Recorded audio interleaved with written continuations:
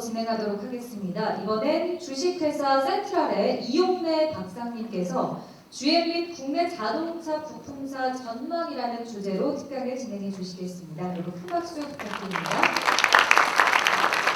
이용래 박사님 소개를 잠깐 간단하게 해드리면요. 서울대학교 공과대학 항공공학과 학사와 석사 과정을 밟으신 후에 독일 아인 공과대학교에서 기계공학과 박사 학위를 받으셨습니다. 현재는 주식회사 센트럴의 대표이사 및 사장을 지내고 계십니다. 네, 특강 청해듣도록 하겠습니다. 네, 안녕하세요. 반갑습니다. 방금 소개받은 이용래라고 합니다. 사실 소개를 조금 잘못했는데 그 대표이사 사장은 제가 1년 전에 그만두고 지금은 고문으로 있습니다. 그 조금 전에 이제 우리 안 박사께서 굉장히 이 소위 환경, 친환경 관련 차에 대해서 상세하게 설명을 해드렸습니다. 기술적으로. 그래서 저는 이제 어떤 쪽으로 우리 학생 여러분들께 말씀드리나 생각을 하다가 기술 쪽을 말씀하시기 때문에 그래도 우리나라 또는 뭐 글로벌로 이 완성차라든지 또는 우리 국내 부품사가 현재 어떤 전망을 가지고 가고 있는가, 어떤 상황이 되고 있는가 이런 거를 조금 설명을 드리려고 합니다. 장수는 많지 않습니다. 그래서 제 얘기를 좀 잘 들으셔야 아마 될 겁니다. 그래서 한 번씩 이렇게 기지개를 한번 쫙 이렇게 펴보시면 안 될까요? 지금 한참 졸릴 그런 시간이 돼서. 예. 그래서 제가 오늘 드릴 말씀은 두 가지 방향이 되겠습니다. 하나는 완성차 관련된 얘기를 하는데 현재 여러분들 아시겠지만 우리나라에서도 이 자동차 산업이라는 것이 사실 굉장히 중요한 기반 산업이라는 것은 누구나 다 알고 있습니다. 그런데 최근 들어서 이러한 사업에 굉장한 변화가 지금 일어나고 있습니다. 그래서 글로벌 리딩 업체, 완성차 업체 중에 하나인 GM이라는 그 업체를 한번 들여다보면서 현재 글로벌로 전체 패러다임이 어떻게 변화되고 있는지를 한번 살펴보도록 하고요. 또 거기에 연결이 돼서 둘째 주제로 현재 그 매스컴에서 많이 나오는 그런 데이터들을 가지고 우리 국내 부품 사회 전망에 대해서 좀 간단하게 타치를 해보도록 하겠습니다. 저한테 주어진 시간은 한 30분 정도가 되기 때문에 조금만 집중해 주시면 고맙겠습니다. 물론 여기에 나오는 언어들 중에서 어려운 것도 있긴 한데 제가 충분히 가능한 한 쉽게 설명을 해보도록 노력을 하겠습니다.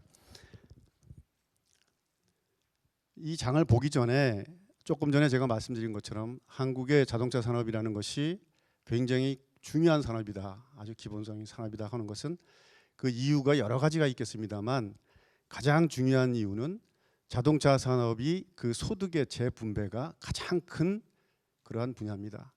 전자라고 알고 계실지 모르지만 전혀 그렇지 않습니다. 그 얘기는 무슨 뜻이냐면 자동차 산업에서의 이 서로 간의 이 소득을 논아서 같이 먹고 사는 그런 인구가 제일 많다는 뜻하고 똑같습니다. 그래서 지금까지 전 세계에서 자동차를 하고 있는 나라는 절대로 자동차를 포기하지 않고 있습니다. 근데 사실은 퀴즈가 될지도 모르겠습니다. 저는 선물은 없지만 현재 자동차 산업을 유일하게 하다가 포기한 나라가 전 세계에서 딱 한 나라 있습니다. 맞습니다. 영국입니다. 여러분들이 상상하지 못한 영국은 뭐 여러 가지 이유에 의해서 하여튼 포기를 하게 됐습니다. 상세한 내용을 오늘 다 말씀드릴 수는 없고 일단 제가 드릴 말씀으로 넘어가겠습니다. 어차피 GM이라는 회사는 아시다시피 자동차 업계에서 뭐 계속 1등을 하다가 최근 들어서는 폭스바겐이라든지 토요타에 밀려서 한 3위 정도 한다든지 이렇게 가고 있습니다만 거기엔 이유가 있습니다. 그래서 이 GM을 설명하려면 제가 약간은 그 히스토리, 역사를 좀 설명을 좀 드리려고 합니다. 사실 제가 GM 코리아에서 쭉 일을 해왔기 때문에 좀 본 것들이 좀 있고 또 이런 것들이 있기 때문에 사실 GM에 대해서는 조금 제가 말씀을 드리면 현재 완성차 업체가 어떤 길로 가려고 하느냐는 거의 동일합니다. 다만 지금 각사의 사정과 상황에 따라서 어떤 것을 먼저 가고 어떻게 투자를 하고 어떻게 가느냐만 차이가 분명히 있을 거라고 보입니다. 그것이 결론이지만 그 과정을 한번 말씀드리도록 하겠습니다. GM의 역사를 한 20년 정도만 이렇게 돌아가도록 하겠습니다. 한 2000년대 초에 아마 여기 계신 분들은 뭐 그때 갓 태어나고 이런 시점이 되겠습니다만은 한번 역사란 의미로 해서 한번 들어봐 주시면 좋을 것 같습니다. 2000년도까지만 하더라도 GM이란 그 자동차 회사가 전 세계에서 1등을 하는 회사였었습니다. 그래서 미국 본사가 미국 본토에 현재 디트로이트라는 동네에 있었고, 그 다음에 유럽 쪽은 GM 오펠이라고 해서 혹시 들어보신지 모르겠습니다. GM 오펠이라는 데가 관장을 하고 있고, 또 호주에는 GM 홀덴이라는 그런 GM의 한 브랜치가 있었습니다.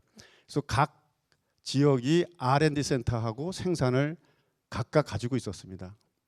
단지 그 당시에 미국 GM 본사에서 생각했을 때 사실 아시아 지역에는 특별한 기지가 없었고요. 그러한 기지에 중국이란 시장이 뜨기 시작할 때입니다. 그래서 그때 마침 2002년도에 사실은 한국 GM의 전신인 대우자동차가 이제 그때 어려움을 겪고 GM이 인수를 하게 됩니다. 그 인수를 하게 된 동기는 실질적으로 보면 그 당시에 한국 GM이라고 그냥 편하게 얘기를 하겠습니다. 한국 GM은 R&D 센터와 그 다음에 생산 기지를 다 가지고 있었고, 그 당시에 생산 기지도 120만 대 캐파를 이미 가지고 있었고, 또 많은 차들을 이미 개발한 상태였었습니다. 실질적으로 GM의 그 당시의 문제는 미국은 미국대로, 유럽은 유럽대로, 호주는 호주대로 전부 따로 놀고 있었습니다. 그 얘기는 무슨 얘기냐면 각 지역에서 자기들이 스스로 필요한 차를 개발을 하는 거지요. 그래서 서로 간에 이 커뮤니케이션이랄까 이런 것이 거의 없는 상태였었습니다. 그리고 문제는 GM 오펠의 스테이터스인데, 중국에 차를 팔려면 그 당시에 그렇게 큰 차가 나가서는 안 됐기 때문에 하는데 오펠의 상황이 그렇지가 못했습니다. 그래서 GM의 입장에서는 중국 시장을 대항하기 위한 것이 대우자동차를 인수한 가장 큰 이유 중에 하나입니다. 그래서 그 당시에 대우자동차를 인수해서 그것이 한국 GM이 됐지만 중국 시장에 차를 팔기 시작합니다. 1년에 한 120만 대씩 팔기 시작합니다. 중국에다가. 근데 실질적으로 이 파는 것이 의미가 있었던 이유는 차량이라는 것은 여러분 아시겠지만 개발을 하고, 모든 물건은 조금 전에 이제 개발을 하고 그 다음에 이제 생산을 해서 팝니다. 근데 개발할 때 비용이 엄청나게 들죠. 실제로 그렇게 듭니다. 그리고 차를 팔 때도 각 국가에 우리가 나갈 때 완성차로 팔게 되면 엄청나게 이 관세를 물게 됩니다. 뭐 30%, 40%. 그런데 그것을 이렇게 부품으로 다운해서 나가면 굉장히 싼 값으로 나갈 수가 있어요. 그래서 그 당시에 이미 한국에서 개발해 놓은 모든 소형차들을 중국에다가 팔기 시작합니다. 개발 비용이 하나도 없었던 상태이기 때문에 엄청난 이익을 갖게 되고, 그러한 이익이 이제 중국 자체의 이 조인트 벤처, GM 조인트 벤처죠. 단순히 생산만 하면서 이익도 얻게 되고, 그 다음에 미국은 미국대로 굉장한 이익을 당시에 얻게 됩니다. 그리고 그 무렵에 이제 조금 학술적인 용어로 해서 이제 글로벌라이제이션이라는 것이 이제 뜻은 다 아실 텐데, 우리가 보면은 글로벌로 가야지 사는 거 아니냐, 글로벌을 가야 된다. 전부 해서 글로벌이라는 뜻을 보면 엄밀하게 얘기하면 세계화라는 말이 될 수도 있고, 또는 여러 나라에 하여튼 내가 나가겠다 그런 뜻이 되겠는데요. 그 당시까지만 하더라도 GM이라는 이 공동체는 세계적인 회사였음에도 불구하고 사실은 글로벌라이제이션이 되어 있지 않았던 회사입니다. 그 이유는 아까도 말씀드렸지만 각 지역이 따로 놀고 있었다는 얘기죠. 그래서 그 대우자동차 인수하고 그 즈음에 이제 글로벌라이제이션이라는 얘기가 나오게 되는데, 이 차는 처음에 기획을 하고 그다음에 개발을 하고 그다음에 이제 뭐 양산을 하게 됩니다. 그 중간에 이제 부품들을 이제 소싱해서 그 차가 될 수 있도록 이제 부품을 가지고 차량을 개발하게 된 것이 이제 일련의 히스토리인데, 그 당시 글로벌라이제이션이라는 말은 어디서 나왔냐면 GM은 구매 부서에서 나왔습니다. 보통 우리가 물건을 이제 만들어서 팔 때는 가능하면 많은 양의 물건을 만들어야 그 손익분기점이 떨어지거든요. 그래서 구매 입장에서는 예를 들어 차를 만들어서 100만 대를 전 세계에 놀아주겠다. 그러면 한 사양을 한 회사가 다 알아서 전체 100만 개를 만들게 해주면 가격이 많이 떨어질 거 아니냐라는 아이디어에 의해서 실제로는 이제 구매에서 글로벌라이제이션이라는 말이 나왔고요. 그거에 따라서 할 수 없이 이 연구 개발 쪽에서는 그걸 맞추기 위해서 모든 플랫폼이라는 것은 이제 차량의 근간이 되는 이제 기본 베이스를 얘기하는데, 작은 차부터 큰 차까지 각 플랫폼을 이렇게 쭉 나누죠. 그래서 이 플랫폼들을 열 몇 개 정도로 나누게 되면 그 당시에 할 수 없이 이제 이 공동 구매를 해야 되니까 이렇게 나눠서 이제 각 국가별로 플랫폼을 책임지고 만들어서 전 세계에 까는 겁니다. 그래서 그 당시에 미국, 예를 들어서 유럽, 그다음에 호주, 뭐 한국. 그래서 한국에도 두 가지의 그때 플랫폼을 받았고 그것이 요새 아시고 계시는 스파크란 차가 하나고 그 바로 위에 차 이렇게 두 개를 받았었습니다. 그래서 맨 밑에 차가 이제 한국 사람이 이제 리딩을 했고 그 위 차는 미국 사람이 와서 했고 개발을 이제 국내에서 하게 된 겁니다. 사적으로는 스파크를 사실 제가 좀 맡아서 했었습니다. 이러한 일련의 일이 있으면서 가는 중간에 이 글로벌라이제이션에 이제 문제가 발생을 했습니다. 그래서 GM이 실질적으로 2009년도에 파산을 하게 되는데 그 파산에 물론 방대한 경영도 있었지만 이 글로벌라이제이션에 문제가 브레이크가 걸려서 여기서 손해를 보게 됐습니다. 무슨 얘기냐 하면 이 얘기는 사실은 뭐 굉장히 어떻게 보면 필요한 분들한테 중요한 얘기인데 사실 로컬라이제이션이라는 말과 글로벌라이제이션의 말의 차이는 크게 있습니다. 그죠? 일반적으로 우리가 글로벌라이제이션을 한다 그러면 막연히 글로벌라이제이션 해야 된다고 생각을 하고 차를 무조건 갖다 팔고 전 세계에 팔면 된다고 생각하지만 각 지역의 특성에 맞게끔 해서 최대한의 이익을 낳게끔 만드는 것이 로컬라이제이션입니다. 그래서 로컬라이제이션이 제대로 안 되면 글로벌라이제이션은 의미가 없는 얘기가 되는데 GM이 실수를 했습니다. 그러니까 글로벌라이제이션을 부품에서 막연히 가려고 그러다가 보니까 미국에서 만든 차가 보내면 중국에서의 가격, 그다음에 한국에서의 가격이 다 틀린 겁니다. 물론 생각을 했던 것 같은데 실질적으로 여기서 오차가 나면서 재개발을 다시 많이 했습니다. 그래서 로컬을 해서 가격을 맞추기 위해서 그러면서 상당량의 이제 손해를 보게 됩니다. 그래서 이런 것이 겹쳐서 2008년도에는 한 300억 불 정도의 손익을 보고 그 다음에 이제 뭐 잘 모르실지 모르겠습니다만 우리 앞에 계신 분들은 대부분 알 것 같은데 2009년도에 GM이란 그 거대한 회사가 결국은 이 파산 신고를 합니다. 그래서 2009년도에 파산 신고를 하고 500억 불이라고 정도를 이제 국가로부터 보조를 받는 거죠. 그래서 받아서 이제 구조조정 작업에 들어갑니다. 그래서 실질적으로 이 1차 구조조정에서는 전 미국 내에서의 구조조정을 처음 시작을 합니다. 사실 GM이라는 회사가 굉장히 방만을 했었고 브랜드가 굉장히 많았습니다. 브랜드가 거의 열 몇 개가 되고 이래서 실질적으로 그 당시에 브랜드를 한 4개, 그것도 공장 14개인가 15개를 폐쇄를 하면서 한 2만 명 정도의 이제 직원을 해고하고요. 그래서 그 다음 해에 이제 상장을 하고 다시 2011년도에 흑자를 내기 시작해서 또 다시 1위를 탈환을 합니다. 판매대수에서. 원래 GM은 전통적으로 그 원래 사장이죠. CEO가 이제 이 보통 재무 하시는 분들이 사장님들을 많이 하시잖아요. 일반 회사들 보면 그렇듯이 GM도 한 2번 정도는 이제 재무나 뭐 이런 쪽에 분들이 하시다가 꼭 한 분은 엔지니어링 쪽의 분이 담당을 합니다. 그리고 이 턴을 계속 반복하는데 여기 이제 그림으로 돌아가겠습니다. 그 오른쪽에 보는 분이 현재 이제 그 GM의 회장을 맡고 있는 메리 바라라는 분이고요. 이분이 2014년도에 이제 회장직에 오르게 됩니다. 이 그림을 제가 크게 했던 이유는 뭐냐하면 이분은 출신이 이제 엔지니어링 생산 기술이라는 쪽을 하신 분이고 그다음에 뭐 인사, 그다음에 마지막에 차량 개발 전체 맡고 그다음에 회장으로 간 분인데 저도 사적으로 한 2번 정도 만난 적은 있습니다. 물론 회장 되기 전이죠. 근데 이 사람이 딱 맡고 나서 보니까 2014년도에도 1등을 하고 있었습니다. 물론 그 판매를 말하죠. 근데 중요한 거는 가만히 들여다보니까 이익이 미국하고 중국밖에 안 나는 거예요. 나머지 전 세계가 완전히 뭐 이게 이익이 안 나니까 중국의 이익이 이 나머지 이익을 하고 나면 미국의 이익 정도밖에 안 되는 거예요.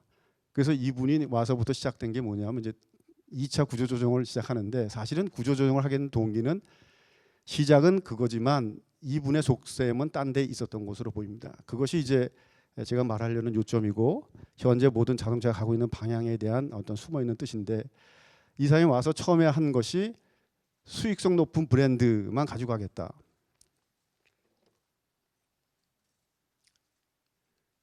그 다음에 미래 기술을 투자하겠다. 그 다음에 제조 효율화를 끌고 가겠다 하는 건데 이 말에 무서운 게 있습니다. 수익성이 높은 브랜드가 아니면 철수하겠다는 뜻이에요. 철수. 뭐 어떻게 해보겠다는 게 아니고요. 그 다음에 제조 효율화해서 가동률이 나쁘면 문 닫겠다 얘기입니다. 그리고 그 돈 가지고 미래 기술에 투자하겠다 그런 얘기였거든요. 그래서 실질적으로 한 3년 사이에 160만 대 되는 시장을 포기합니다. 그리고 7개국 13개국 공장에 문도 닫아버립니다. 이 중에서 가장 큰 거는 유럽 오펠 그리고 복수엘 포함해서 이거를 푸조 시트로잉이라는 회사에 인수를 시키죠. 그래서 약 100만 대 시장이 날아갑니다. 이럼에도 불구하고 결국은 이익이 14년도 대비 당연히 17년도로 오면서 한 2배 정도 올라갑니다. 근데 이제 이익률이라는 것은 그 각 나라마다 틀리지만 한 4%에서 8%까지 올라갑니다. 영업이익이요. 영업이익은 조금 이따 다시 한번 설명드리겠지만 2020년까지도 10%를 계속 끌고 가겠다. 그 얘기는 뭐냐면 계속해서 이 작업을 하겠다는 얘기고요. 그래서 이런 거의 일환으로 뭐 아시겠지만 얼마 전에 한국 GM의 군산 공장도 결국 문을 닫은 게 아닌가 싶습니다. 그래서 이러한 시기로 해서 가지고 있는 돈을 이미 이 세 가지의 기술에 대해서 이것은 조금 전에 말씀하신 그 친환경차 쪽은 당연하고 그 외에 결국은 친환경차 그다음에 이 스마트 쪽이죠. 우리가 말하는 스마트카 쪽이죠. 자율주행이라든지 차량 공유 기술 쪽으로 투자를 엄청나게 시작을 했고요. 현재 사실 전기차는 GM에서 나오고 있는 차는 볼트라는 차 하나밖에 없습니다. 여러분들 아시겠지만, 근데 이 볼트는 미국에서 개발한 게 아닙니다. 그러니까 실제 이 볼트는 이 한국 GM에서 개발을 했습니다. 그런데 그 안에 들어가는 전기 관련되는 이런 쪽은 미국이 직접 이렇게 하게 된 겁니다. 우리 LG랑 같이 손을 잡고 그러면서 만든 차가 되겠고요. 실질적으로 이거에 대한 모든 그 플랫폼에 관련되는 작업에 다 들어갔는데 미국이란 나라에서 픽업이라는 것이 가장 많이 팔리는 차입니다. 픽업. 뭐 혹시 그 뭐 쌍용차의 그 렉스톤 스포츠인가요? 그 비슷하게 생긴 거라고 보시면 되겠는데 이제 그런 차들에 대해서 전기차로 가는 작업을 하는데 이 GM이 조금 바뀐 것 같습니다. 뱅크럽시 하기 전까지는 굉장히 그 이 투자에 대해서 뭐랄까 좀 아주 방대하게 투자를 했는데 지금 픽업 같은 경우도 자체에서 어떤 라인이나 어떤 생산이나 이런 걸 생각하지 않고 뭔가 스타트하는 데를 갖다 인수하려는 그런 작업들을 계속 하는 것 같습니다. 물론 플랫폼은 본인들 걸 쓰겠지만 전기자동차라는 개념은 이미 누가 해놓은 것을 갖다 쓰면서 가져가겠다 이런 생각이 좀 많은 것 같습니다. 그래서 투자를 어떻게 하느냐가 옛날하고 좀 많이 바뀐 것 같습니다. 결국 완성차가 앞으로 또는 현황 이 패러다임이 급히 바뀌고 있는데 이 바뀌는 정도가 사실은 엄청나게 빨리 가고 있는 것 같습니다. 그 얼마 전에 제가 엊그제 그 신문에도 났습니다만 우리나라에서도 이제 현대차 그룹에서도 이러한 어떤 자율주행이라든지 그다음에 뭐 차량 공유 기술에 대해서 엄청난 돈을 투자하겠다 해서 투자한다라는 신문에도 지금 나오고 있습니다만 유럽이 됐던 미국이 됐던 또는 일본이 됐던 각 국가의 완성차의 생각들은 이제 유사한 것 같습니다. 그리고 이 상태가 가속이 엄청나게 붙는 것 같습니다. 사실은 제 기억에 제가 한 25년쯤 전에 그 전기자동차 만든다고 시제차 만든다고 막 그랬던 기억이 납니다. 그러면서 몇 년 뒤에는 얼마가 늘고 어떻게 변하고 하더니만 그 세월이 변해오다가 최근 들어서 물론 대수는 많지 않지만 이것이 아마 그 가속을 하게 되지 않을까 그런 생각이 들고요. 그래서 결국은 모든 완성차의 방향은 비슷한 것 같은데 각 차의 상황이라는 것은 결국은 내가 가지고 있는 돈, 그 내가 생각하는 전략, 그다음에 방향을 어떻게 가져갈래 따라서 차이는 나겠지만 이 방향으로 가는 것은 100% 맞는 것 같고 굉장히 빠른 속도로 이미 가고 있다라고 이렇게 말씀드릴 수 있습니다. 다음 장. 제가 어차피 한국 사람이니까 잠깐 한국 GM 얘기를 하면 아까도 말씀드렸지만 GM의 어떤 정책에 가장 손해를 보는 쪽에 하나가 사실은 한국 GM이라고 볼 수 있겠죠. 결국 한국 GM의 정책에는 가면서 GM 전체로서는 이득을 얻겠지만 한국 GM으로서는 상당히 반대급부적인 그런 현상이 나오고 있습니다. 사실상 그 현재에 보면 이제 한 50만 대 정도밖에는 이제 생산을 못 하고 있고 내년에도 50만 대 정도밖에 못 한다고 합니다. 이것은 전체 캐파의 50%도 채 생산을 못 하는 거고요. 기본적으로 GM에서는 60%가 가동률이 안 되면 더 이상 투자를 안 하겠다 이런 사고 방식이라서 굉장히 어려움을 겪고 있고 이미 군산 쪽은 아시다시피 문을 닫고 또 국내 그나마 다행으로 국내 업체에 이제 팔린 상태고, 그다음에 창원이라든지 현재 부평에 있는 공장들도 가동률이 너무 낮습니다. 사실은 원래 목적은 생산 기지나 R&D 기지였습니다만은 이제 생산 기지가 상당히 어려워지는 것이죠. 그리고 참조로 현재 GM의 상태는 R&D 센터라는 개념으로는 미국 본사와 유럽이 없어졌기 때문에 사실은 한국밖에 없습니다. 큰 데가.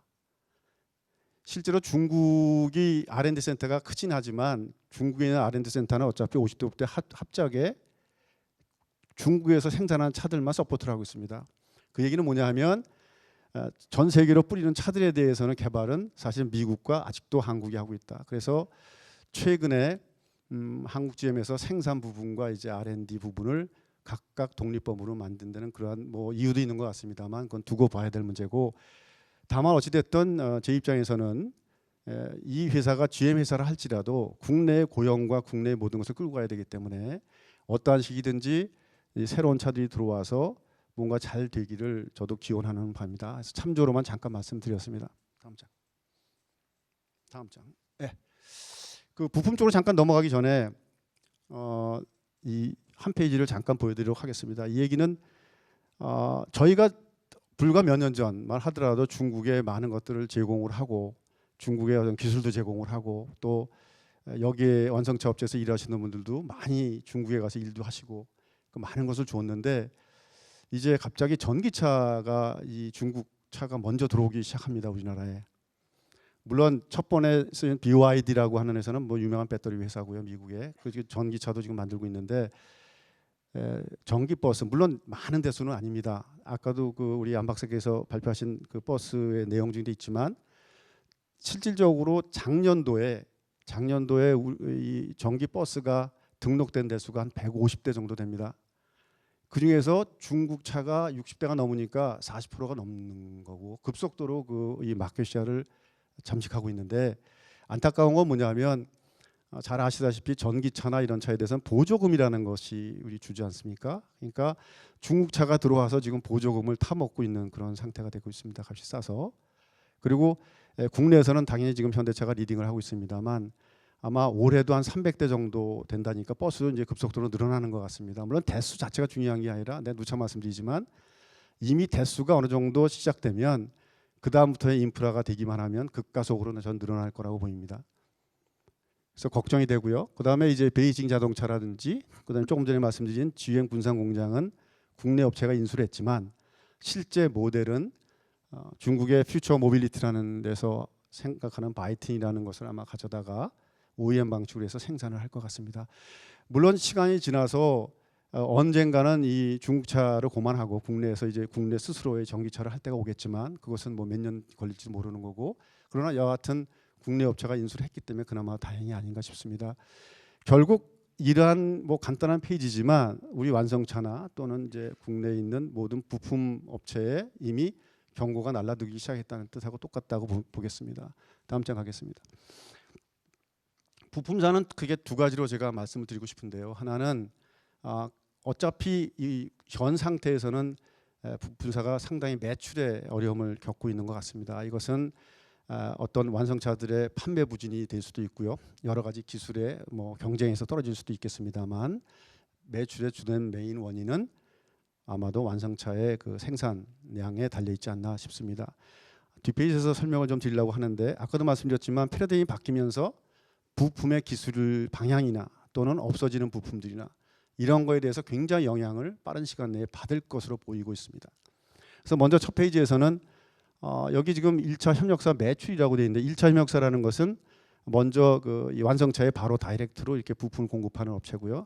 2차, 3차라는 것은 반대로 이제 1차 협력업체에다가 부품을 제공하는 그런 것으로 이해하시면 되겠습니다. 실제적으로 보면 13년 이때부터 생각해서 매출이 떨어지고 있습니다. 물론 얼마 떨어지지 않은 것처럼 보일지 모르지만 중요한 포인트는 실질적으로 적어도 평행선을 가든지 올라가야 합니다.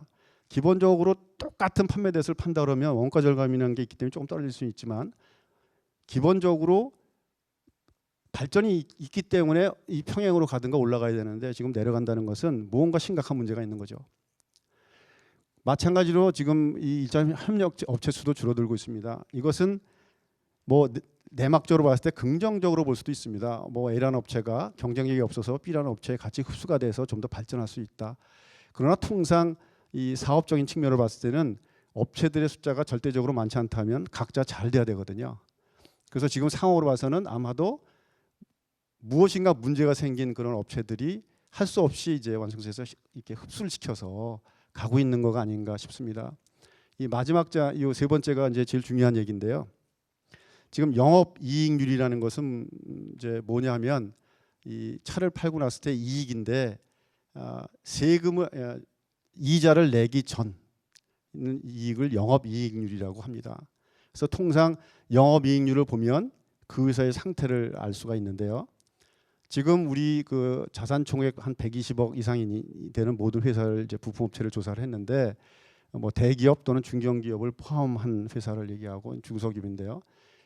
대기업이 지금 한 3%, 3.5%대에서 이제 뭐 작년에 2.2%까지 떨어지고 있고 중소기업은 뭐 1%여 떨어집니다. 이게 왜 중요하냐면 여러분 한계 기업이란 혹시 말 뜻을 뭐 공학에 계시지만 앞으로 아셔야 될 텐데 그 한계 기업이라는 것은 영업 이익이 이자를 내고 적자가 되는 그런 기업을 한계 기업이라고 합니다. 그게 한 3년 정도 계속되면 한계 기업이라고 해서 이제 은행에서 이제 가만히 안 있겠죠. 근데 통상 지금 이자율을 보더라도 아마 2.5에서 3%쯤 될 거라고 보입니다. 그렇다면 이론적으로 보면 우리나라의 모든 업체는 이미 한계 기업으로 가고 있다는 얘기 아니냐? 꼭 그렇게 얘기할 수는 없겠죠. 이건 평균이기 때문에 좋은 데도 있고 나쁜 데도 분명히 있을 겁니다. 그러나 일반적으로 봤을 때 이미 상당히 문제점을 안고 있다는 얘기가 되겠고요. 그다음에 제가 읽은 데이터 중에서 현재 우리 코스닥 아시죠? 코스닥에 상장된 업체가 한 88개 되는데 그중에 한 40개가 연속 2년 적자를 내고 있다고 이렇게 지금 보도가 되고 있습니다. 사실 이런 면을 봤을 때 뭐 긍정적인 것보다는 아마 우리 중소업체, 작은 업체들은 상당히 지금 뭔가 어려움을 겪고 있는 것 같습니다. 다음 페이지 부탁. 또 한 가지 문제는 이제 현재 친환경차로 바뀐다든지 여러 가지 패러다임이 바뀌면서 얼마 전에 이건 신문에 났던 얘기가 되겠습니다. 현재 자동차에 컨벤셔널한 자동차는 한 2만 개 정도 부품이 들어갑니다. 그 중에서 대부분이 이제 사라지게 되고 실제로는 얼마 안 남는다는 얘기죠. 그게 어차피 구동하는 방법이 틀려지니까 엔진이나 미션 이런 것들은 다 없어지는 거고 실제적으로 남는 게 현재 있는 뭐 껍데기라든지 내장이라든지 등등 꼭 가야 되는 것들 당연히 있겠죠. 그 외의 것들은 상당히 많이 없어진다는 얘기고요. 그래서 그 외에도 컨벤셔널한 그런 아이템들도 여러 가지 그 이 패러다임이 바뀌면서 아마 또 다른 기술적으로 빨리 움직이지 않으면 어려울 것이다. 그래서 그냥 예상으로 몇 가지 적어봤습니다. 뭐 에어컨도 지금은 단순히 사람을 위해서 있지만 뭐 배터리도 식히는 기능도 추가될 수 있을 거고, 그 다음에 자율주행이 되면 뭐 이렇게 앞만 보고 앉는 게 아니겠죠. 뭐 이게 식탁으로 같이 이렇게 둘러앉을 수도 있고 여러 가지가 앉게 되면 안전의 문제 때문에 뭐 에어백을 전체를 감싸는 걸 만든다든지, 그 다음에 전기차 같은 것이 이제 급가속이 되고, 그 다음에 마찰력이 크기 때문에 여러 가지 그 관련된 에코 타이어라든지 그 다음에 찢어짐 방지하는 이런 것들은 하나의 예로 그냥 제가 설명을 드렸습니다. 옆에 도표가 얘기하는 것이 중요한데요. 실질적으로 이건 맥킨지에서 지금 따왔습니다. 실제로 2015년도에 한 5조 4천억 정도 억불이 전 세계의 자동차 시장 규모라고 지금 보고 있습니다. 봤습니다. 그래서 이게 한 2030년 정도 가면 이 전통적인 그러니까 컨벤셔널 현재 자동차 시장은 40% 이상 떨어지게 되고 반대급부로 이제 아까 말한 바뀌는 그러한 새로운 신규 시장이 한 4조 이상 억불 정도 된다고 하는데요. 급작스러운 우리나라에서 문제는 뭐냐면 그냥 럼썸으로 보더라도 40% 정도의 매출이 적어진다는 얘기는 결국은 그냥 40% 정도의 업체는 뭔가를 바꾸지 않거나 않으면 죽는다는 얘기죠. 그죠? 아주 기본적으로 얘기했을 때 그냥 럼썸으로. 또 하나는 아까도 말씀드렸지만 현재 경쟁력이 없으면 안 되니까 다른 경쟁력을 계속 가지고 가야 되는 컨벤셔널 아이템도 가지고 있다는 얘기가 되겠고요. 근데 조금 전에 아까 도표를 보셨지만 현재 우리나라의 데이터를 보면 이 1차에서 대기업 부품회사, 예를 들어서 뭐 아까도 말씀 모비스라든지 뭐 한국타이어라든지 등등 이런 회사들의 현재 그 이 R&D 투자라든지 이런 것들은 매출액 대비 한번 3.1%, 뭐 3.2% 정도 된다고 합니다. 그런데 세계적으로 이제 또 부품 회사들이 많죠. 그래서 보쉬라든지 덴소라든지 뭐 콘티넨탈 이런 데는 지금 8% 이상입니다. 여러분들 그 3%와 8%의 이런 차이를 뭐 한 5%밖에 안 된다고 생각하는데 어마어마한 차이입니다, 사실은. 물론 그 대기업도 그 정도인데 아까 드린 도표로 봤을 때 이제 그 밑에 있는 업체들은 사실 지금 굴러가기도 굉장히 어려운 상황이 돼 있는 상황이라고 봅니다. 일단 다음 장 보고 결론을 제가 좀 말씀드리고자 합니다. 요 제가 페이지를 넣은 거는 어느 순간 패러다임이라는 것 자체가 아주 급속도로 변화가 왔다. 그러니까 눈에 보이는 뭐 자동차의 대수, 팔리는 대수라든지 이런 것들이 아직 많지는 않지만 아마 조만간에 굉장히 급속도로 가겠다. 뭐 GM 같은 경우는 3, 4년 내에 가격을 30% 낮추겠다고 약속을 했으니까 뭐 두고 봐야 될 일이겠습니다. 전기 자동차를. 뭐 여러 가지 기술적인 건 제가 표현을 안 하겠습니다만. 그리고 그 외에 이제 한 번 주행이 가는 거리라든지 또는 자동차 가격 이런 것들이 메인 주 원인이었었는데 이거는 뭐 하드웨어만 놓고 제가 얘기를 하는 겁니다. 그 외에 인프라도 있겠지만 그리고 현대모비스도 뭐 얼마 전에 발표했듯이 뭐 전용 부품 공장을 이미 착수했다 이런 식으로 나올 정도로 빠른 시간에 이렇게 변화를 하고 있습니다. 그러니까 결국 우리가 얘기해 오던 것이 스타트업이 아니라 이미 성장기를 시작하는 거 아닌가 이런 생각이 들거든요. 그래서 결론적으로 이것을 대처하기 위해서는 우리 정부 뭐 당의 정책을 하는 분들이고 그 다음에 또 남의 돈이죠. 세금을 가지고 계신 분들이고 그리고 그나마 여유가 있는 완성차 업체라든지 그다음에 1차 협력 업체들이 이 하위 부분의 업체들을 같이 어떤 식이든지 끌고 나가는 정책이 나오지 않으면 빠른 시기 내에 바꾸기는 좀 어렵지 않나 그런 생각이 들고요. 지금 많은 분들이 노력하는 걸로 알고 있습니다. 왜냐하면 어차피 차라는 것은 상위 레벨이 있지만 하위 레벨이 안 되면 아무것도 안 되는 거거든요. 그리고 그 사이에 우리 현대자동차가 뭐 굉장히 눈부신 발전을 했고 또 많은 외국 차들도 들어오면서 사실 부품업체가 상당히 발전한 건 사실이지만 실질적으로 이 관계에 있어서는 아직도 좀 더 걸어갈 길이 좀 멀다고 생각합니다. 그래서 뭐 앞에서 긍정적인 뭐 방향도 얘기를 했지만 현재 우리 업체들이 쉽지는 않다는 것. 그러나 뭐 그렇다고 뭐 우리가 낙담할 필요는 없는 것 같고요. 지금도 많은 노력을 하고 있고 반드시 극복을 하리라고 봅니다. 그래서 뭐 지금 이 들으시는 학생 여러분들이 재미가 있었는지 모르겠습니다만 현실은 현실이라서 한 번쯤 들을 기회가 없으실 것 같아서 제가 말씀드렸고요. 뭐 질문이 아마 없으실 것 같고 해서 제가 두서없이 말씀은 드렸습니다만 분명한 거는 자동차 산업이 어려워지면 한국의 산업은 상당히 어려워질 것으로 보입니다. 그래서 반드시 잘 되기를 바라고요. 또 여기 계신 분들도 분명히 자동차는 잘 될 거기 때문에 자동차 관련된 데에 많은 그런 지원들을 하셔서 앞으로 역할들을 하실 수 있는 기회가 됐으면 좋겠습니다. 마치겠습니다. 감사합니다.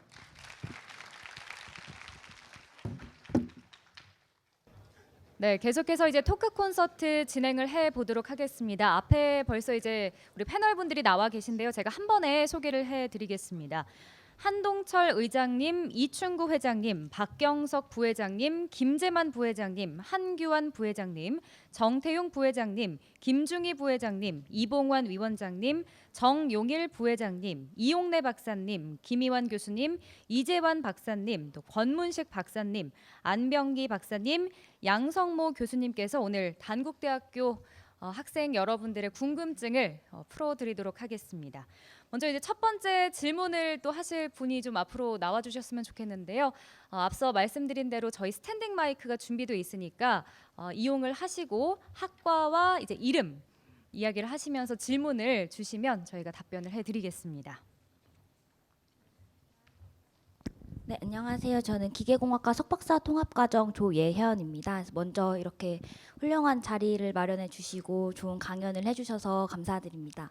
저는 친환경 자동차 관련해서 관심이 있는데 친환경 자동차가 하이브리드 자동차, 뭐 전기 자동차, 연료전지 자동차 이렇게 세 가지로 크게 나뉘고 각 자동차마다 그 장단점이 좀 다르지 않습니까? 그래서 뭐 예를 들어서 전기 자동차 같은 경우에는 충전 시간의 문제가 아까 말씀해 주셨듯이 문제가 가장 크고, 연료전지 자동차 같은 경우에는 이제 수소를 생산하고 수송하고 보관하는 데 문제점이 크게 되는데, 앞으로 이제 미래 자동차 쪽으로 나아갔을 때 이 세 가지 자동차 중에서 어떤 자동차가 시장을 차지할 전망이 좀 큰지, 아니면은 뭐 지금처럼 화물차 같은 경우는 뭐 디젤로 가고, 아니면 승용차 같은 경우에는 휘발유 쪽으로 진행하는 것처럼 카테고리가 나눠지게 될지 궁금합니다.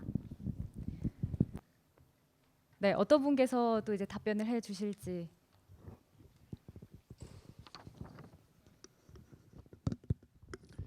예, 굉장히 광범위하고 아주 어려운 질문이기도 하고 그런데 좋은 질문이십니다. 나중에 말미에 오늘 발표하신 우리 안병기 박사가 부언을 하겠지만은, 저는 그 현대자동차에서 95년도에 서울 부산 간을 뛰는 순수 전기차를 현대전자하고 만들어서 신문에도 냈고, 그때 소나타하고 엑센트 2대를 띄웠어요. 또 하나는 1999년에 지금 우리 그 안병기 박사가 근무했던 UTC의 IFC 인터내셔널 퓨엘셀 회사에 밀러 사장이라는 사람을 그 프로펠러기를 타고 워싱턴에서 날아가서 현대자동차의 산타페에 그해 말에 99년 말에 6개월 만에 그걸 얹어서 UTC 회장하고 그 밀러 사장이 와서 아마 2000년 4월이라고 기억이 되는데, 한국의 퓨엘셀 자동차를 제일 처음에 공개했던 그런 자리에서 일을 했던 사람입니다. 예.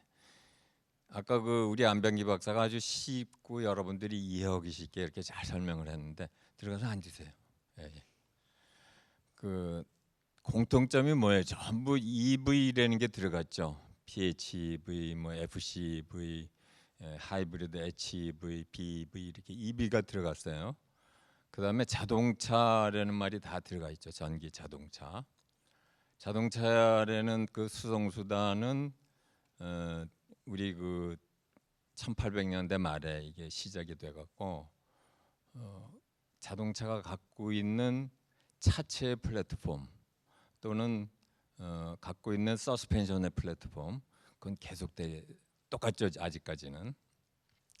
그게 뭐 날아가는 자동차가 되고 또 배를 흉내는 물에도 이렇게 움직일 수 있는 자동차가 될 때는 조금씩 달라지겠지만은, 네 바퀴라든가 그런 플랫폼을 갖고 있는 자동차라는 거는 아직까지는 변할 것 같지 않아요. 그게 네 바퀴가 세 바퀴가 되거나 뭐 두 바퀴가 되거나 또는 다섯 바퀴보다는 지금 거의 뭐 정형화돼 있으니까. 그러니까 자동차라는 플랫폼은 변함이 없고, 그 중에서 지금 질문하신 퓨엘셀이 될 거냐, 배터리가 될 거냐 하는 거 상관없이 계속 들어가는 건 뭐예요? 전부 EV죠. 그러니까 그걸 트랙션하는 모터, 그다음에 그 저장하든 뭐 그걸 제너레이팅을 하든 배터리도 들어가고, 그러니까 공존을 할 겁니다. 저희가 1700년대 18세기에 그 증기기관이 발달이 돼갖고 자동차가 이게 자동차의 그게 원형이 돼서 시작할 때까지는 150년이 걸렸죠.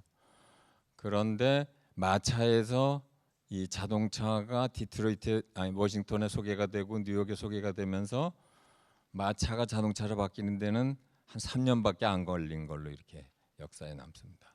지금 EV가 공존하는 거는 여러 가지 장단점 때문에 그런 거예요. 그러니까 한동안 공존이 되지 않을까 이렇게 생각이 되고, 지금 이 지구상에서 자동차 기술이나 모든 기술을 리딩하고 있는 독일이 확실하게 발표한 거는, 근래 3년간에 발표한 거는 2030년쯤은 최소한도 하이브리드 내지 EV로 다 갈 거다 이렇게 했으니까, 순수 EV라고 얘기는 했지만은 하이브리드하고 한동안 공존을 하리라고 생각이 되고, 그 각 플랫폼이 갖고 있는 장단점 또는 문제점 이런 거를 어떻게 시장 경제성, 커스터머들하고 타협을 해서 성능이나 안전이나 가격 면에서 어느 게 우성이 될 거냐 하는 거는 기술이나 상품이 우성이 확실하면은 그거는 뭐 다른 어떤 열성을 다 이기게 돼 있으니까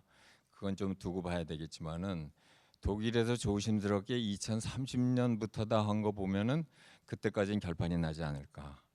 여러분들 경우에는 이게 다 공존하는 이런 세대가 한동안 계속이 될 거고 설사 어느 게 우성에 대해서 하더라도 화석 연료를 갖고 있는 예를 들어서 1991년에 GM이 우리 이용래 박사 아까 얘기했지만 GM이 임팩트라는 전기차를 2200대를 만들었어요. 근데 그 2200대를 다 부셔버렸어요. 누가 부셨느냐? 텍사스 출신의 부시 대통령, 그 다음에 석유 메이저들 뭐 이래서 그 영화도 나와 있어요. 이거 기록 영화 재밌는데 이미 91년도에 전기차가 나왔다가 그런 어떤 화석연료 또는 이 자동차 회사들이 갖고 있는 그런 인프라들 얼마나 많아요. 지금 내연기관 이런 것들하고 서로 타협을 해나가려고 그러면은 아마 장시간이 걸리지 않을까 이렇게 생각이 됩니다. 기술적인 면에서 어느 게 우성이 될 거냐 하는 거는 오늘 안병기 박사 주제를 발표하고 그러셨으니까 잠깐 마이크를 넘길게요. 그 회장님께서 잘 말씀을 해주셨는데요. 제가 그 부분에 대해서 더 소만드릴 건 없을 것 같고 저희가 기술적인 관점에서 보기에도 궁극적으로는 수소와 전기차로 갈 것이라고 보지만 그 중간에 하이브리드, 뭐 플러그인 같이 내연기관이 같이 혼용되는 그 차가 어느 정도 갈지에 대해서는 조금 이견이 있습니다. 근데 전반적으로는 앞으로도 한 20-30년 정도는 하이브리드가 굉장히 많아질 거로 보고 있고요. 대개 2025년, 30년 기준으로 보면 하이브리드를 포함한 환경차 전체 퍼센티지를 한 20에서 25% 보거든요. 그렇게 되면 그 당시에는 1년에 생산될 수가 1억 대가 넘어가니까 아직도 엔진을 난 차가 한 7-8천만 대는 있을 것이다. 이렇게 보는 것이 오히려 타당하지 않을까 그렇게 봅니다. 화석연료의 고갈은 뭐 어쨌든 뭐 큰 롱텀에서는 정해진 사실이기 때문에 전기를 이용한 그런 차들은 앞으로 계속 효용성 증대될 것으로 그렇게 보고 있습니다. 네, 우리 첫 번째 학생 질문에 대한 대답이 괜찮았나요? 네, 알겠습니다. 두 번째 또 질문하실 분은 앞으로 좀 나와 주실까요?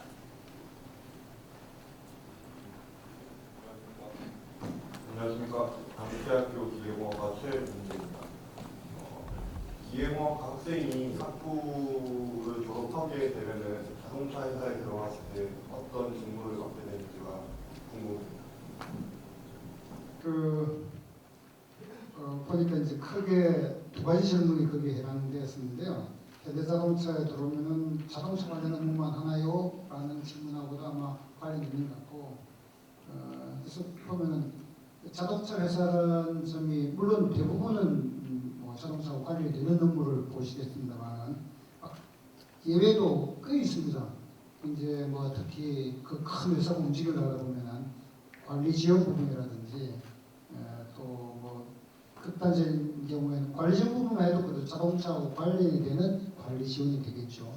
그렇지만 무슨 뭐 스포츠 팀을 운영한다든지 또 뭐 어떤 경우에는 헬기 조종사도 옛날에 계셨어요. 지금도 계시는가 모르겠습니다만 근데 아마 질문의 요지는 그런 뜻은 아닌 것 같고요. 그죠?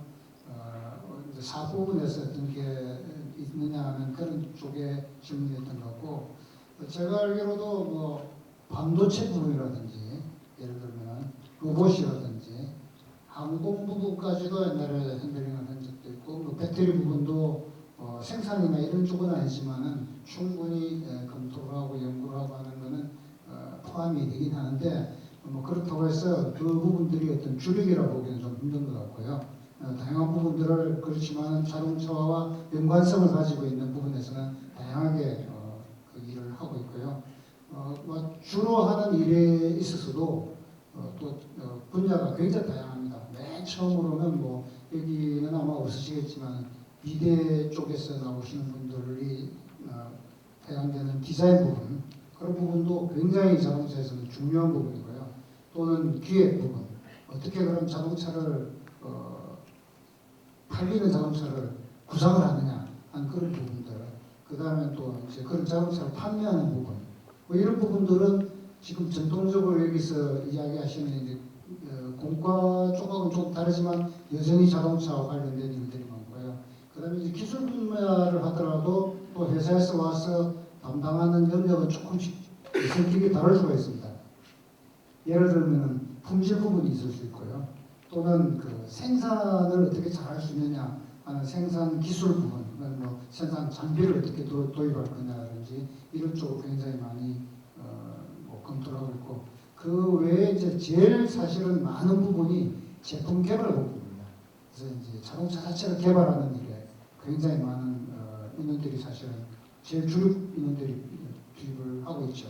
그게 또 나누면은 기계 분야, 또 뭐 전자 분야, 심지어는 또 재료 분야도 굉장히 아까 그 뭐 친환경차 부분에서도 조금 깊이 들어가면 재료 분야도 굉장히 많이 포함이 되고 있습니다. 그 외에도 또 소프트웨어 분야, 그건 컴퓨터 공학하고 연관이겠지만 이런 굉장히 광분야하고 거의 모든 부분을 망라한다고 볼 수가 있겠습니다. 그래서 뭐 여기 어떤 과에 어떤 부분이 뭐 계시더라도 거의 그 어떤 일할 기회가 있을 것 같고요. 근데 이제 혹시 이런 쪽에서 또 하나 질문을 더 하시는 게 있는데 그 질문을 조금 더 연관시켜야 한다면 그럼 과연 뭐 학사급이 좋으냐, 석사급이 좋으냐, 박사급이 좋으냐, 그까지도 좀 질문을 드리면은 기본적으로 뭐 어떤 정도의 공부를 해야 된다 이런 뭐 기준은 없습니다. 그렇지만 아까 말씀드렸던 버라이어티한 그런 분야에 따라 조금 요구하는 방식이 조금 달라질 수가 있어요.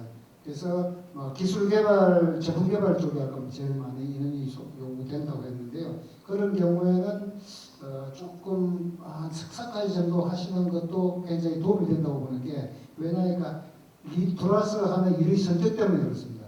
이제 학사까지는 주로 지식을 습득하는데 주력을 하지만은 석사부터는 자기 스스로 이제 좀 개척하는 그런 부분들을 배우게 되는 거죠. 그래서 회사에 들어오게 되면 상당히 그런 좀 스킬이 어느 정도 요구가 된다고 보고 있습니다. 그래서 뭐 그렇게 좀 더 여력이 된다면 공부를 하고 들어오면 더 좋고요.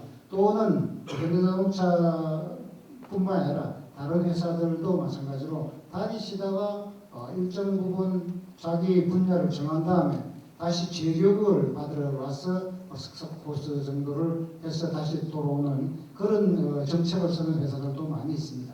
그래서 그런 것들을 참조하시고 임하시면 될 것 같습니다. 질문에 답이 되겠습니까? 제가 됐습니다. 들어가시죠. 보충 설명 간단하게 하겠습니다. 현대기아자동차에서 그 연구소장 하다가 나왔는데요. 지금 선배님이 다 말씀을 해주셨지만 숫자만 몇 가지 좀 알려드릴게요. 연구소에서 제품 개발하는 인원이 약 13,000명.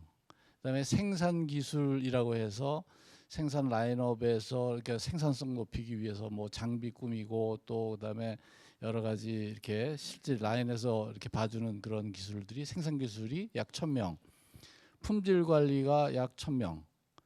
그 품질 관리도 굉장히 어렵습니다. 뭐 부품까지 다 이렇게 봐줘야 되기 때문에 그다음에 이제 또 마케팅이나 이런 또 상품 기획 이런 데가 약 200~300명 정도씩 필요하고요.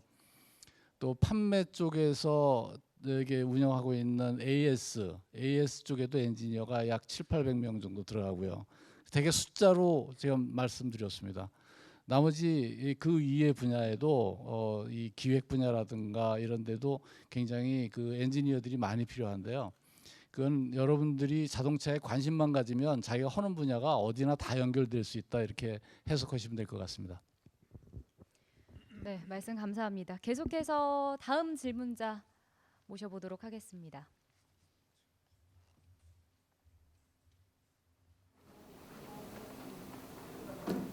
기계공학과 최혜림입니다. 요즘에 3차 산업과 관련해서 그 우버와 리프트와 같은 공유 자동차 업체들이 많아졌다고 들었는데 이에 대해서 기존 자동차 산업들은 어떻게 대응을 하는지 궁금합니다.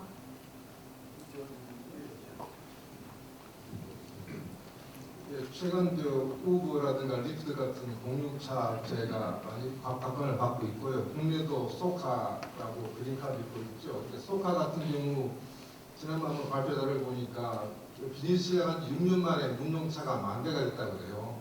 근데 사실은 이런 공유차 업체 원조는 미국에 지프하거든요. 지프하는 10,000대 되는데 10년이 걸렸는데 한국 같은 조그만 나라에서 6년 만에 10,000대를 달성했다는 건 큰 이제 성공이라 그런 얘기를 하면서 이 10,000대 운용 인해 가지고 완성차 수요가 85,000대 줄었을 거다 이렇게 예측을 하더라고요. 그러니까 netto로 완성차 수요가 85,000대 줄고 소카의 10,000대 공부해서 75,000대가 줄었다는 얘기인데 그렇게 보면 이제 완성차 업체로서는 이런 공유차 업체가 반대하지 않죠. 하나 적인 셈인데 근데 옛날에 렌트카도 비싼 과정을 거쳤어요. 렌트카가 승인하게 되면 진짜 수요가 줄어드니까 그러다가 이제 미국 같은 경우에 GM이나 포드 같은 업체에서 렌트카 업체를 사기 시작합니다. 렌트카 업체와 공유를 시작한 공생을 추진하는 거죠. 왜냐하면 렌트카 수요가 많거든요. 한 번에 몇천 대씩 이렇게 사가니까 그렇게 해서 이제 공생 관계를 거치고 국내도 보면 미국에도 립스 같은 데는 GM이 투자를 해요. 완성차적 투자를 하고 우버 같은 데도 여러 가지 완성차적 투자를 합니다. 현대 같은 경우도 뭐 동남아에서 싱가포르에 기반을 둔 동남아 쪽에 있는 공유차 업체 그랩에 투자를 했고 인도에도 투자하고 그러거든요. 그러니까 이제 결국은 그런 공유차 업체가 완성차 업체가 공생 관계를 가는데 일부에서는 이제 공유 경제가 좀 더 보편화되면 결국은 이제까지는 완성 자동차 업계에서 이제 먹이사슬 맨 꼭대기는 완성차 업체인데 극단적으로는 이런 공유차 업체가 더 위협을 했을 거다 그런 예측도 있습니다. 좀 더 두고 봐야 되겠지만 지금까지는 뭐 그린카나 소카 같은 그런 게 상당히 한국에서 활발하게 승리하고 있는 것 같아요. 그리고 이제 방금 말씀드렸다시피 현대 쪽에서도 그런 쪽에다 투자도 시작하고 있다 그런 말씀드리겠습니다. 네, 우리 학생 질문 답변 충분했습니까? 네, 다음 질문 받아보도록 하겠습니다. 안녕하세요. 기계공학과 재학 중인 김은빈이라고 합니다.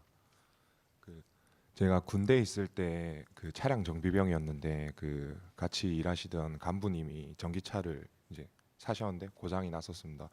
근데 그분이 이제 스스로 고치려고 했었는데 차량 정비에 대한 자격증도 있으시고 전기에 관련된 자격증도 있으셨는데 이제 실제로 고치거나 하는데 많은 어려움이 있었다고 합니다. 실제로 본인이 하시지도 못했고, 근데 그거 관련해서 이제 뉴스에서 보니까 그거 이제 카센터에서 전기차를 고치는데 많은 애로 사항이 있었는데 뭐 최근에 뭐 인력을 보충한다던가 뭐 기술 교육이 있다던가 뭐 그런 게 있는지 여쭤보고 싶습니다. 이번엔 어떤 분께서 답변을 해 주시겠습니까?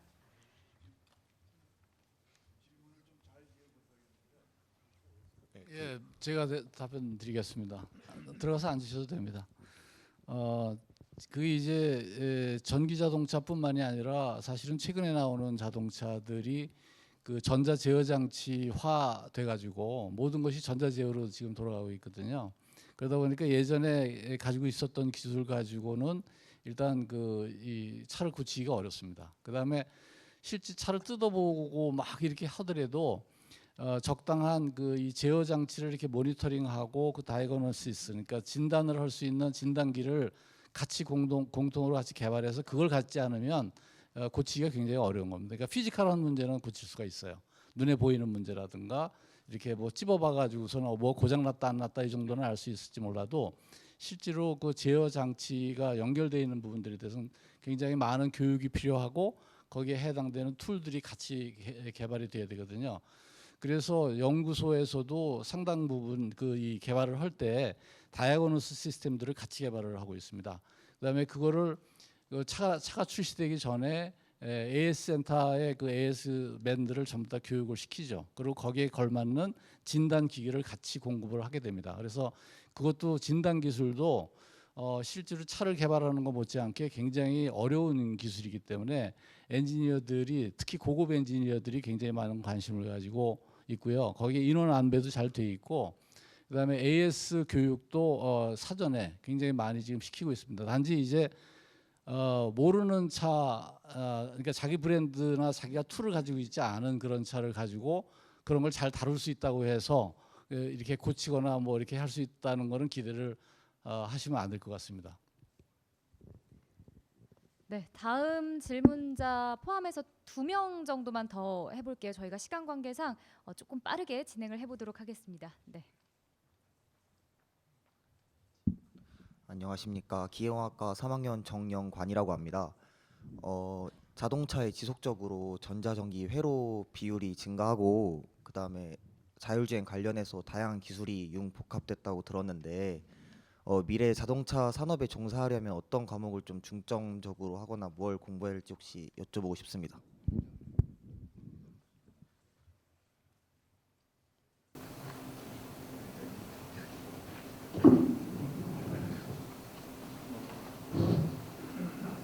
안 되겠죠. 뭐 자동차 산업에 근무하려면 어떻게 되느냐보다도 전반적으로 이제 얘기하고 싶은 거는 지금 산업이 4차 산업혁명이라는 데 막 바뀌고 있지 않습니까? 그게 뭐냐면 현재 전통적인 우리 기업 예를 든다 하더라도 거기에다가 뭐 AI, 빅데이터 뭐 이런 식으로 뭐가 많이 추가되고 지금 자동차만 해도 전기가 또 추가되잖아요. 그러니까 여러분들이 배우는 과목 중에서 우리가 이제 제일 중요시해서 여기 지금까지 4개학과 거기다가 이제 자동차 전기화되니까 전기화도 해야 되겠죠. 그 다음에 뭐 또 자동차뿐만이 아니라 요새 기공학에서 하는 거는 뭐 바이오 쪽도 가니까는 생물도 해야 되고 재료의 개념으로 하면 화학도 해야 되고 그래서 학부 때는 그 4개 역학하고 그 다음에 거기에 추가해서 전기공학하고 물리, 생물, 화학을 더 해야 돼. 옛날보다 공부를 좀 더 많이 해야 되는데 대신 좋은 점은 요새는 자료가 유튜브나 이런 걸 통해서도 이게 많기 때문에 공부하기가 옛날보다 쉬워요. 자료 찾는 게 훨씬 쉬워요. 그러니까 공부를 좀 더 많이 하시고 방법이 바뀌었어요. 그 다음에 또 하나는 그냥 우리나라에 학교 정도 졸업해가지고서는 어디 가서 전문가로 취업하기는 조금 어려워요. 내가 봤을 때는. 만약 그냥 뭐 나와서 뭐 금융업으로 간다든가 아니면 법률가로 또 가겠다든가 이러면 뭐 학부만 하면 충분한데 만약 조금 더 하려면은 석사까지는 해야 된다고 생각합니다, 여러분들이. 그 독일에서도 학제가 디플롬을 해야 회사에 취직을 하는데 디플롬은 우리나라 따지면은 석사예요. 석사가 조금 더 해요, 오히려.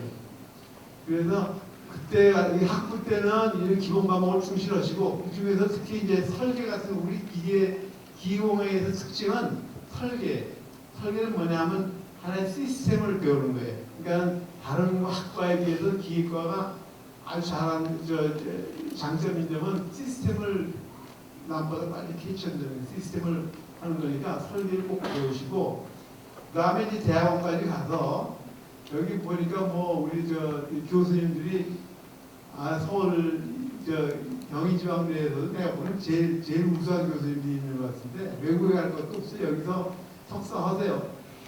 석사하면 틀림없이 뭐 자동차 분야로 다 취직할 수 있을 거예요.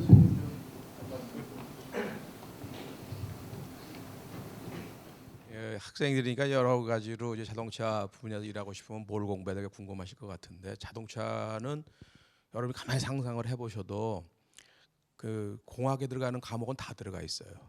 공학만 들어가 있는 게 아니라 좀 더 나가게 되면은 레귤레이션 들어가면 법학도 들어가야 되고 그 다음에 조금 더 나가게 되면은 이 이제 폴루션 이런 거 들어가면은 또 이제 의학도 들어가고 그 다음에 휴먼 세이프티 들어가서 고장 났을 때는 어떻게 어느 뼈가 먼저 부러지냐 하면은 또 그런 것도 들어가거든요. 그러나 학문의 범위가 이게 제한이 없다고 생각을 하시면 될 것 같아요.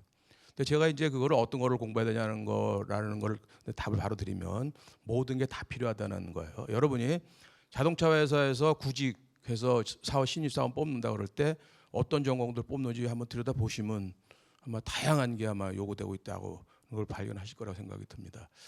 저는 이제 그거 이외에 지금 그걸 좀 넘어서 여러분이 필요하신 게 하나 있는 것 같아요. 이거는 자동차 부분에서 일을 하시거나 안 하고 상관없이 어느 분야에서 일하셔도 또 꼭 필요한 거라고 생각이 드는데요. 그런 거를 공부하시는 과정 중에서 내가 기계공학을 왔는데 기계공학 중에서도 내가 뭐 연력하고 연료체라든지 열화학이라든지 뭐 여러 가지 있을 거 아닙니까? 그 젊은 여러분 대학생, 대학원생으로 했을 때는 제일 중요한 게 제가 보기에는 여러분이 갖고 있는 학문적 도전 정신인 것 같아요. 그걸 배우셔야 될 것 같아요. 내가 기계공학에 무슨 문제를 하나 푸는 거를 배우는 거, 그건 기본으로 학생으로 해야 될 것이고 그것만 가진 사람들은 제가 보기에 큰 경쟁력을 갖기가 어려워요. 뭐냐면 여러분이 갖고 있는 가장 지고의 그 지성이라고 그럴까요? 그 말하자면은 도전해서 그 크리에이티브한 솔루션을 내가 내 스스로 찾아내겠다라는 이 정신을 아마 함양하시는 것이 무엇보다도 중요할 거라고 생각이 듭니다. 그것이 여러분이 갖고 있는 가장 그 제일 핵펀치가 될 거라는 저는 그런 생각을 갖고 있어요. 그 다음에 자동차 분야에서 만약에 여러분 일을 하시게 된다면 또 무슨 문제가 있냐면은 혼자 일하는 게 아닙니다. 혼자 일하는 게 아니라 여러 사람이 모여서 하는 거거든요. 그러면은 하나의 일을 완성하기 위해서 목적을 달성하기 위해서 바퀴 만드는 사람은 어떻게 해야 되고 엔진 만드는 사람은 어떻게 해야 되고 변속기 만드는 사람은 어떻게 해야 되고 아마 무슨 일렉트릭 모터로 다 바꿀 경우는 어떻게 하고 인휠 드라이브를 하려면은 그게 기계공학적으로 전기공학적으로 어떻게 연결되어 있는가 뭐 다이내믹스는 어떻게 바뀌는가 뭐 이런 게 다 들어가지 않습니까? 이런 전문가들이 모두가 다 필요합니다. 그러니까 한 사람이 답을 낼 방법이 없어요. 결국은 뭐냐면은 여러 사람이 다양한 디시플린을 배운 사람들이 모여서 코퍼레이션을 하는 걸 배워야 돼요. 그게 결여가 되면 내가 아무리 잘났다고 독불장관을 하더라도 여러분이 프로덕트를 만들어낼 수가 없어요. 그래서 그렇게 해서 모여서 콜라보레이션하는 관계 내에서 내가 가장 세계에서 제일 으뜸 가는 크리에이티비티를 약간 내가 적용을 해보겠다. 그리고 내가 그거를 끝까지 해서 답을 찾아내겠다라는 그런 도전 정신. 아마 제가 보기에는 여러분이 학과에서 A+ 받는 그런 과목을 떠나서 이 정신을 아마 대학 그다음에 대학원 과정에서 함양하는 것이 제일 중요하지 않을까 저는 그렇게 생각을 합니다. 네, 뭐 정말 현실적인 조언을 해주셨습니다. 시간 관계상 저희가 마지막 질문 하나만 더 받아볼게요. 어떤 질문을 해주실까요? 아니면 짧게 저희가 간략하게 답변을 해주시는 걸로 하고 두 분 다 질문을 하겠습니다. 그러면. 네, 안녕하세요. 저 단국대학교 기계공학과 재학 중인 한승태라고 합니다. 제 질문은 혹시 그 자율주행 자동차 관련해서 완전 자율주행 자동차가 언제쯤 상용화될지 그리고 그게 상용화된다면 다른 면허증 취득이나 그런 문제점은 어떻게 해결할지가 궁금해서 질문 드립니다. 네, 감사합니다. 궁금하시죠? 저희도 궁금해요. 아직 오지 않은 미래이기 때문에 자리에 앉으셔도 좋을 것 같고요. 자율주행 자동차 기술은 이미 그 상당 부분 이게 실현이 돼 있습니다. 다만 이거를 진짜 차로 만들어 가지고 완벽하게 운전사가 없이 이렇게 자율주행을 할 수 있는 무인 자동차가 되느냐 안 하느냐 하는 것은 이제 그 기술적인 문제보다도 좀 더 법적인 문제, 그다음에 사회의 수용성 문제, 그러니까 보험제도라든지 조금 아까 얘기했던 면허제도라든지 이런 것들 때문에 그것이 정비될 때까지는 시간이 꽤 많이 걸릴 거예요. 그리고 실제로 무인 자동차하고 만약에 유인 자동차하고 사고를 냈다.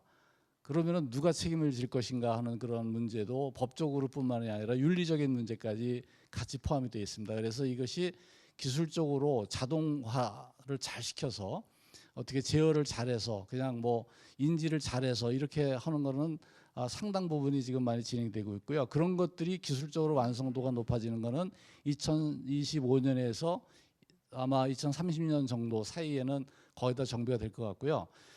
사회적으로 이게 어떤 제도 하에서 움직일 수 있게 되느냐 하는 것이 아마 그때까지 정비가 되면 좋겠지만 아마 되게 어려울 수도 있습니다. 그다음에 실제로 왜 자율자동차가 필요하냐, 그거를 우리가 생각을 해보면 어떤 사람이 필요하겠냐 생각을 해보면 예를 들어서 진짜 운전을 못하는 사람이 필요할 수도 있겠죠.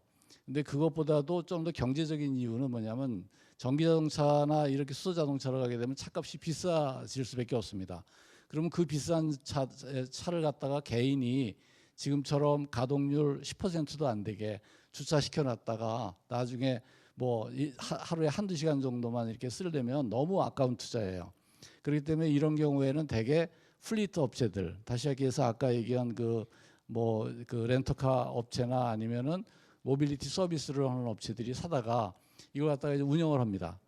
운영할 수 있습니다. 그럼 풀로 24시간 가동이 가능한데 그 사람들을 전부 다 운전사를 페이를 해가면서 그런 서비스를 하려면 채산성이 안 나온대요. 그래서 이 사람들은 일반적으로 보통 렌트카처럼 이렇게 자기가 차를 받아서 쓰고 그 다음에 자기 있는 데다 세워놓으면 그 차를 다시 이렇게 컴백해가지고서는 일정 장소에다 갖다 보관할 수 있도록 자율주행을 시키는 게 좋겠다. 이래서 우버라든가 예를 들면 구글 같은 데가 적극적으로 그런 자율주행 기술을 지금 개발을 하고 있습니다. 그래서 아마도 자율주행자 차가 처음에 상용화되는 것은 그러한 플리트 업체들을 중심으로 일어나지 않을까 하는 것이 저희들의 조심스러운 예측이고요. 그다음에 실제로 자율주행 기술들은 여러분들이 오토파일럿이라고 지금 테슬라에서 진행하고 있는 것도 있습니다만은 현대기아 자동차에서 제네시스에 이미 상당 부분이 있어서 손 놓고도 운전이 상당 부분 몇십 초 동안이 가능하게 되어 있고요. 그다음에 이제 고속도로 같은 경우에는 굉장히 편안하게 그 자율주행 운영을 할 수가 있습니다. 근데 이제 이걸 법적으로 지금 현재 운전사가 운전사가 없으면 이 법적으로 불법이 되어 있습니다. 그래서 그 법제도가 바뀌면은 아마도 상당 부분 좀 될 것 같고요. 실제로 자율주행 기술이라고 하는 부분과 또 이 환경차 기술이 아마 같이 이렇게 전개되어 나가지 않을까 싶습니다. 뭐 자율주행에 관련된 건 너무 뭐라 그럴까 다양한 테마들이 지금 얽혀져 있기 때문에 아마도 그냥 예측 정도 하는 정도 수준으로만 저희들이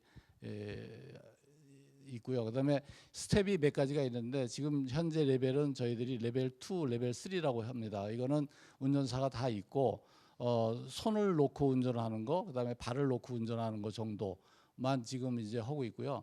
레벨 4까지 올라가게 되면 그다음에는 이제 손발 모든 것이 다 필요 없이 눈도 필요 없이 그냥 자동적으로 알아서 갈 수 있도록 되어 있는 겁니다. 그래서 레벨 4가 이제 본격적으로 자율주행 시대라고 보고 있고요. 그게 한 2025년에서 2030년 사이에 아마 상당 부분이 이루어질 거라고 계산하고 있습니다.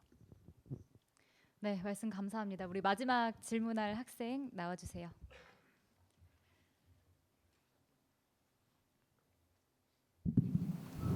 네, 안녕하세요. 기계공학과 2학년 박건민이라고 합니다. 저는 전기차 관련해서 질문을 드리려고 하는데 저희가 세계적인 전기차 선두그룹 중에 테슬라나 BYD에 비해 저희 전기차 기술력이 좀 떨어지는데 그런 기술력을 채우기 위해 저희가 좀 어떤 부분을 공부해야 좋을지 여쭈고 싶습니다.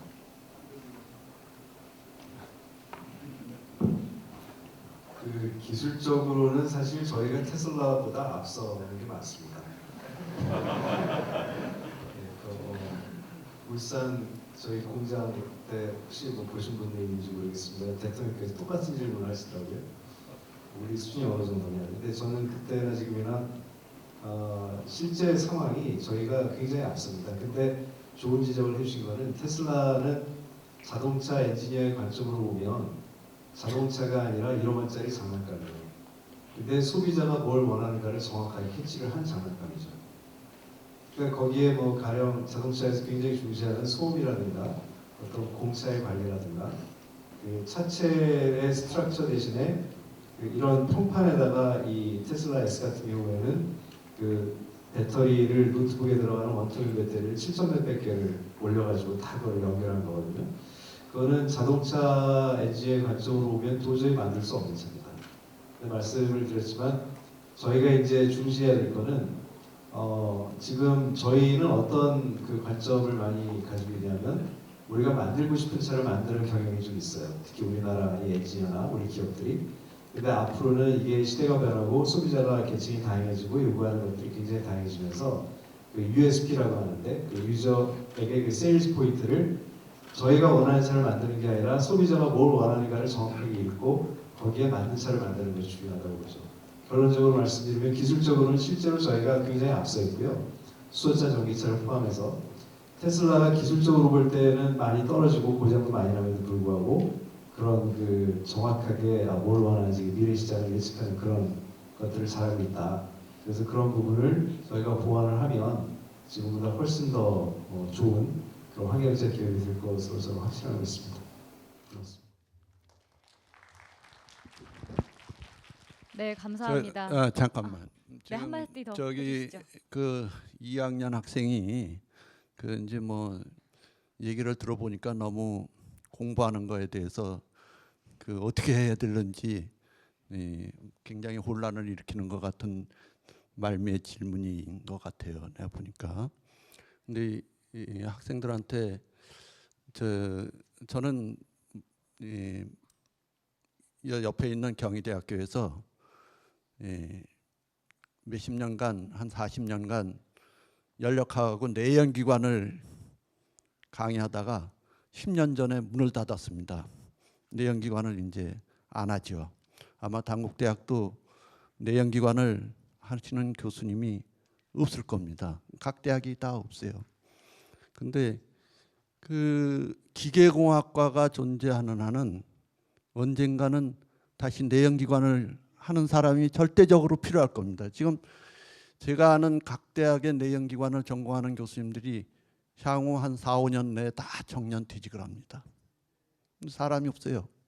그럼 자동차 회사도 이제 내연기관을 하는 그 자동차를 그대로 몇십 년간은 유지를 할 겁니다. 지금 뭐 현대나 쌍용이나 엔진을 전공했다는 사람은 아마 지금 절대적으로 취업이 됩니다. 그러니까 여러분들이 대학 4년을 근시적인 목표를 갖고 간다면 왜 대학 4년을 공부하느냐? 그것은 향후 10년을 위해서 공부하는 겁니다. 대학을 나와서 직장 10년 생활을 하기 위해서. 그 직장 생활 그 다음 10년은 평생을 위해서 열심히 일하는 겁니다. 물론 중고등학교 6년은 그가 배울 대학 4년을 위해서 공부한 거죠. 일단 근시적인 목표는 그래요.